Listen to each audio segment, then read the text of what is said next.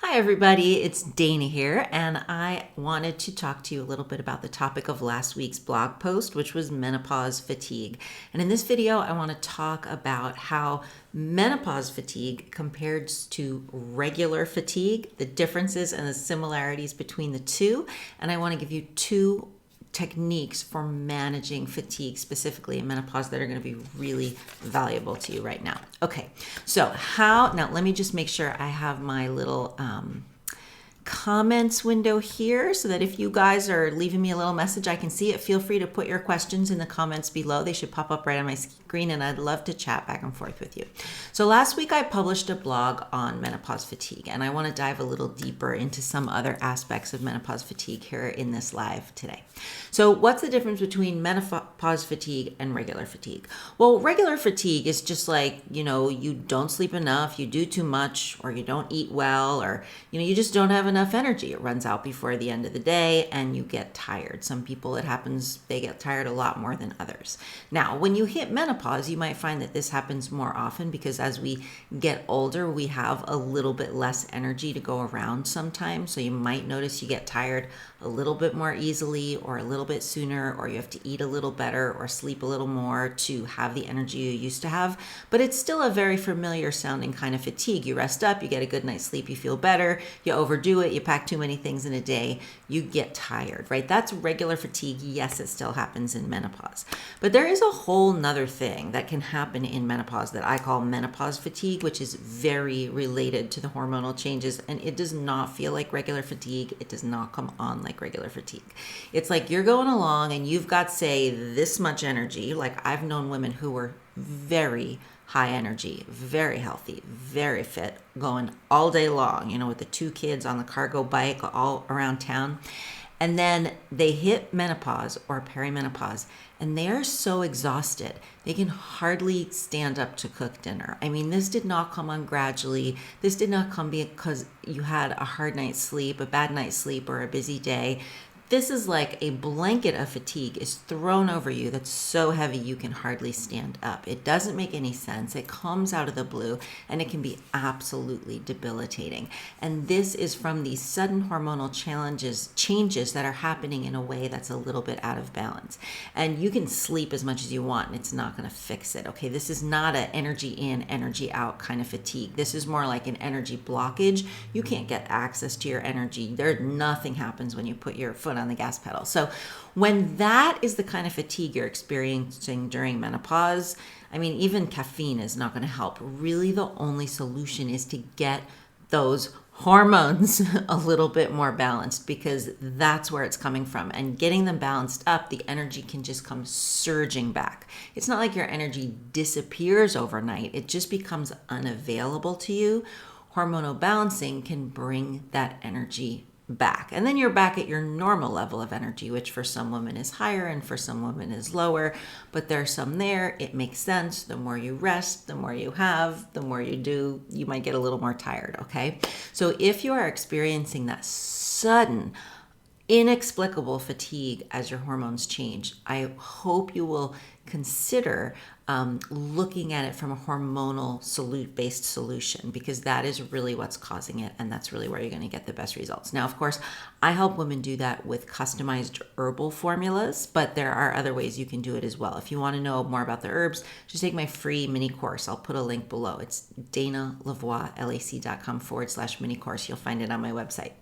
Okay, the other things I want to talk about today is, what do you do about menopause fatigue? Okay, so we talked a little bit about that already. If the hormones are the problem, you don't need coffee, you don't need more sleep, you don't need melatonin, you need to get the hormones balanced. I can help you do that with herbal remedies. Other people can help you do it other ways, but that's the issue. But I also want to talk a little bit about energy management in general, because like I said, when you're in your 50s or your 60s or whatever, things are a little different than when you were 18. Okay, when you were 18, you could probably drink soda all day and coffee all night and stay up till 3 a.m. and feel fine the next day. And that's probably not the case anymore. I find as we get older, we have a little less energy. We have to manage our energy a little better. We have to take a little better care of ourselves, eat right, get enough rest. And then there's no reason our energy can't be really good. And we can increase our energy quite a bit with like superfoods and, I find herbal supplements, replenishing hormone levels, like all that kind of thing. You can replenish your energy. But this is where it really does come into day-to-day energy management. And there's a really important concept that I want to share with you about this. Because yes, when you eat good food, yes, when you take supplements and superfoods and herbs for energy, it puts more energy in your energy bank. It puts more energy in your system. So you'd think, great, that's going to energize me. But that's not really the biggest issue for some women. For a lot of women who get tired a lot, it's a regular fatigue, but it gets kind of serious during menopause. What happens is it's not about how much energy you're putting in. It's about how much energy is leaking out. Okay, so you're trying to make sure that your energy reserves are replenished. And you can be putting a lot of good things into your body. You can be doing flax seeds and collagen and spirulina and ginseng and all this great stuff. But if you have a big energy leak somewhere, you're not able to hold on to and build up your reserves of energy. So I wanted to talk today just for a minute about this idea of energy leaks. What are the biggest ones and what can you do about them? Because if you can plug that hole, whoa, you're going to notice your energy levels start to go up much more significantly when you're trying to build them up. So one of the first energy leaks that I see a lot of women struggling with in menopause is this. We don't realize when we're tired and we don't stop and rest when we get tired. It's like if it's on the schedule, we're going to do it. So if you're tired and it's time to do something, you just force yourself to do it. You just rev yourself up. You just have some caffeine. You just zoom, go into a little bit of a stress mode and you do it anyway. Well, every time you do that, it's like there's no real energy to use, so you have to use this emergency stash of energy. It's adrenaline, it's stress hormones. Yes, it's there for us, and that's a good thing, but we're really only supposed to use that kind of energy in a real emergency, like 3 times a year when a tiger is chasing you. If you get in the habit of tapping into that stress and adrenaline energy, that fight or flight response energy on a regular basis, like every day or 4 times a week or 5 times a week or 5 times a day, what happens is when you use that kind of energy, you pay a very, very high rate of interest on it, okay? Because if you're running from a tiger, it doesn't matter if you have to rest for 3 days afterwards. You need to run really fast right then. It's more important than anything else, okay? But using that kind of energy, it's sort of like for every energy unit you expend, you actually spend 10. It's a very inefficient way. It leaves you seriously depleted. If you do that for long enough, and think of women whose lives, basically they're burning the candle at both ends. They're running on that kind of energy all the time. They're doing more every day than they really have enough good energy to do. You will get depleted. You will run through your energy reserves. It can lead to what they call sort of like adrenal burnout, exhaustion, early signs of aging, your body being unable to manage your hormones well. It just leads to this big energy deficit. And when you are running on that kind of energy all the time, when you are flipping that switch on a regular basis, it's almost impossible to replenish your energy reserves no matter how much you're feeding them, because it's just leaking away faster than you can save it up. So I find one of the easiest ways to break this cycle, of course, looking at your schedule, doing less, practicing stress management to help you get out of fight or flight and stay out of it, because it can become a habit, are all really important. But here's the idea that I would like you to take and play with. It's this idea about the energy checking account and the energy savings account. It's as if you have these 2 places where you keep energy. The energy checking account is the energy you use for everyday activities. And the energy savings account is your energy reserves. This is how much healthy aging potential.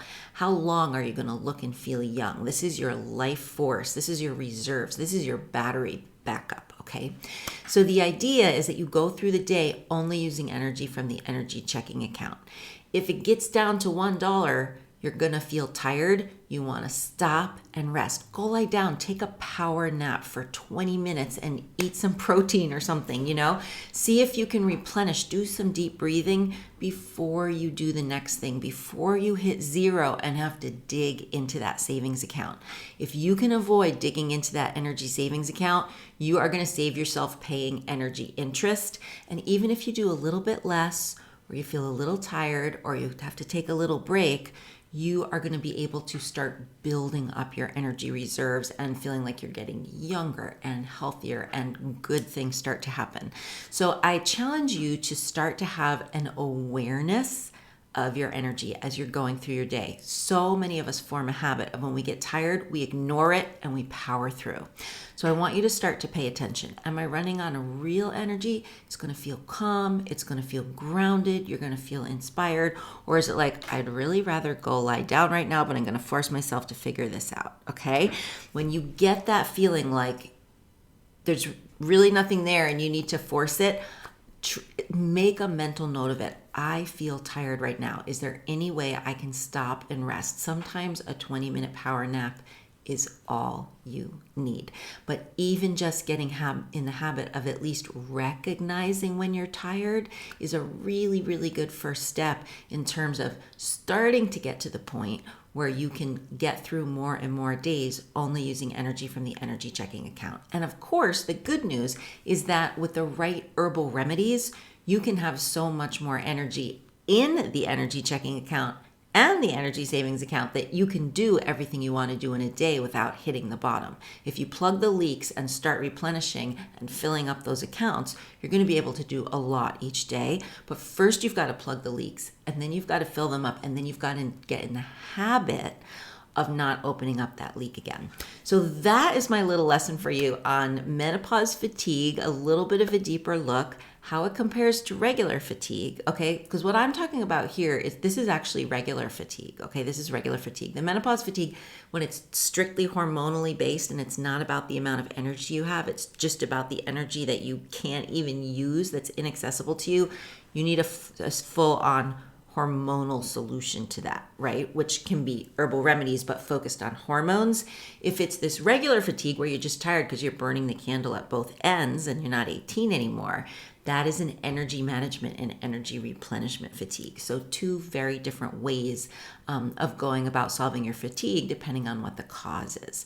Herbal remedies can help greatly with both, but if you've got a big energy leak, being able to recognize that moment of, I'm tired, I should rest, is a really, really good life skill to cultivate. So I'd love if you would give it a try, and please report back to me in the comments. You can tag me in an email. I would really love to hear if this is a new idea to you.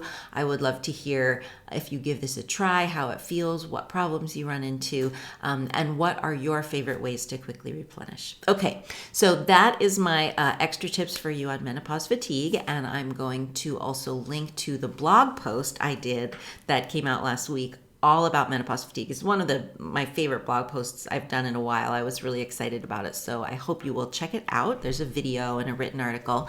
If there's anyone here who's live who has a question, pop it in the comments right now so I can answer it. And otherwise, if you're watching the replay, you can feel free to still put comments or send me a message. Just tag me so I see it pop up. And if you're looking for help from customized herbal remedies, which I just find are so powerful for either that helping with hormonal balance or helping with replenishing energy, then you just want to go take my free mini course and free masterclass on herbs for menopause to get the lowdown on what the deal is with herbs for menopause, why so often they don't work, and how you really can get them to work for you, and how you can get my help if you want. But first, you just need to understand how they work. So I'm going to put a link to that free mini course and the free masterclass and the blog, and I will see you guys soon. All right. Thanks for joining me. Let me know what you think about this, and I'll talk to you soon. Bye.